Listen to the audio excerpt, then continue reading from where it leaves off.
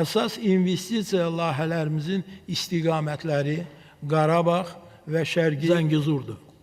Cənab Prezidentin birbaşa iştiraki və rəhbərliyi ilə işğaldan azad edilmiş torpaqlarda sürətli bərpa, quruculuq işləri görülür.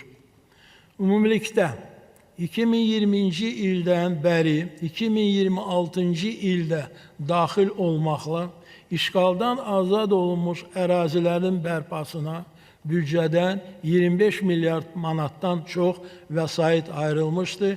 O cümlədən 2026-cı ildə bu rəqəm 3,5 milyard manat təşkil edəcək. Bu vəsaitlərin böyük hissəsi infrastruktur layihələrinə yönəldilmişdir ki, iqtisadiyyatımız üçün yaradılacaq olan əlavə dəyər orta və uzun müddətli dövrdə gözlənilir.